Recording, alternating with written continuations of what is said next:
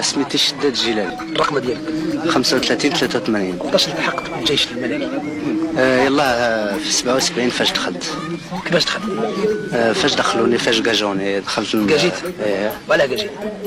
دخلوني قالوا اللي بغى يدخل على حساب ما بقيت ما ناكل ما نشرب.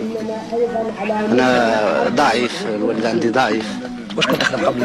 كنت نخدم غير في الحجر والبلا ولا كاين شي الحفار وصافي، هادشي اللي كنت خدمت مع الفلاحه. يعني اضطريت لحد دخلت العسكري المغربي؟ ملي تيخلصونا بديك ال 200 ريال ما قداناش لا في الغداء ولا في العشاء ولا في تيخلصك ال 200 ريال اللي ضل يحرط عليك حتى العشيه ويجيب. وداك الشيء ما قدنا شاي ودخلنا كيقول اللي بغى يدخل المخزن نخلصوا له ودخلونا. شحال يخلصوك المخزن؟ تيخلصوا لنا ديك 12000 ريال. الناس ما مقاداش، كاين اللي تيتخلص ب 20، كاين اللي تيتخلص ب 10. كيفاش كانوا يقولوا لكم قبل على الصحراويين او الحرب القائمه في الصحراء؟ يقولوا كاين الحرب وخطره ما تيقولك ما كاينش شي. هاد الناس اللي هما ضاغطين علينا حنا اللي تحت منهم بحال الشافات وبحال الجودانات تيقولك ما كاين حرب. لا قال لك جيت برك هنا تشد العسه، خصك تشد العسه وصافي، تشد ديك الساعتين ديالك ولا ثلاثه وتمشي تنعاود يجي واحد اخر عاود يبدل. ما كنتش عارف بلي كان حرب في الصحراء؟ قليل. حنا انا حدني يلا بديمين طنطان يلا كي جيت لا ما كنتش تسمع بالحرب في الصحراء ولا؟ كنسمع بها هي، كنسمع بالحرب بيننا ورابطه في الصحراء.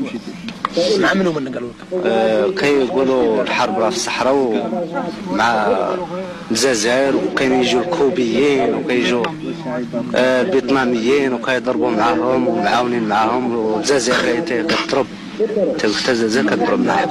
دوك تحكي لي على الهجوم تاع الجيش الصحراوي على طنطان. الهجوم ديال طنطان جوها على 4 جاو بالنهار، مع الوحده قالوا 4 دخلوا. وين النهار؟